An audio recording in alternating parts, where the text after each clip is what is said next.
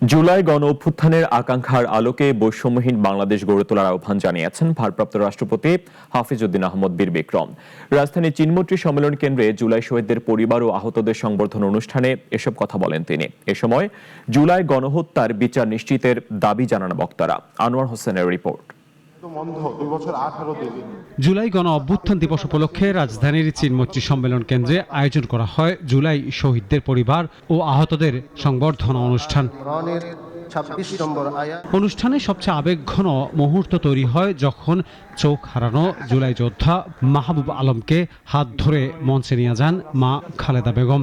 মঞ্চে দাঁড়িয়ে মাহবুব আলমের একটাই আবেদন, তার মতো যারা আছে রাষ্ট্র যেন তাদের পাশে দাঁড়ায়। আপনাদের মাধ্যমে আমরা যারা অসহায় জুলাই যোদ্ধা আছি, আপনাদের জন্য আমরা কলঙ্কিত হচ্ছি। এটা আমার জন্য সবচেয়ে বেশি দুঃখের বিষয়। এরও আগে মঞ্চে ওঠেন জুলাইয়ের সন্তান হারানো এক মা। কথা বলতে গিয়ে আপ্লুত কণ্ঠে থেমেছে তার, দৃঢ় কণ্ঠে উচ্চারণ করে চেয়েছেন সন্তান হত্যার বিচার।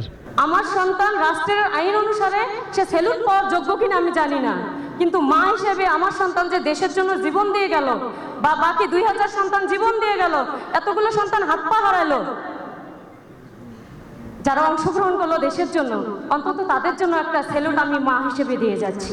মঞ্চে ওঠা জুলাই যোদ্ধা এবং শহীদ পরিবারের সদস্যদের আবেগ যেন পুরো মিলনায়তনের নীরবতাকে আরও ভারী করে তোলে। এরই মাঝে রাষ্ট্রপতির হাত থেকে সংবর্ধনা ও সম্মাননা গ্রহণ করেন জুলাই যোদ্ধা ও শহীদ পরিবারের সদস্যরা। সংবর্ধনা অনুষ্ঠানে স্বরাষ্ট্রমন্ত্রী বলেন, জুলাই কোনো দলের নয়, জুলাই সবার। বিরোধী দলকে সংবিধান সংস্কার কমিটিতে যোগ দেওয়ার আহ্বান জানিয়ে বলেন, জাতীয় ঐক্যের বিকল্প নেই। জুলাই জাতীয় সনদের বাস্তবায়ন করতে হবে সম্পূর্ণ, তার বাইরেও করবো আমরা জন আকাঙ্ক্ষা অনুযায়ী। আসুন কথা বলি, সমাজের সমস্ত সেক্টরের সাথে আমরা কথা বলবো।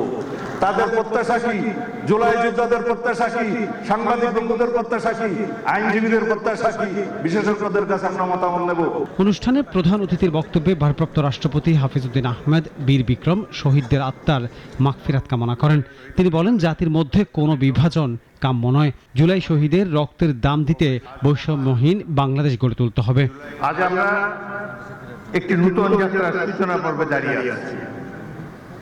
এই যাত্রা পথ সহজ নয়, মতের ভিন্নতা থাকবে, কিন্তু জাতীয় স্বার্থ, গণতান্ত্রিক মূল্যবোধ এবং দেশের স্বাধীনতা সার্বভৌমত্বের প্রশ্নে আমাদের ঐক্য, সংযম ও প্রজ্ঞার পরিচয় দিতে হবে। কর্তৃত্ববাদী ফ্যাসিস্ট শাসনের পতনের 2 বছর পেরিয়ে গেছে। শহীদদের আর ঘরে ফেরা হবে না। তবুও যারা বেঁচে আছেন তারা আজও অপেক্ষা করছেন স্বীকৃতির, ন্যায় বিচারের আর রাষ্ট্রের দায়িত্ববোধের। ভাষণ প্রদানের জন্য আনোয়ার হোসেন, নাগরিক, ঢাকা। অনুষ্ঠানের এখানে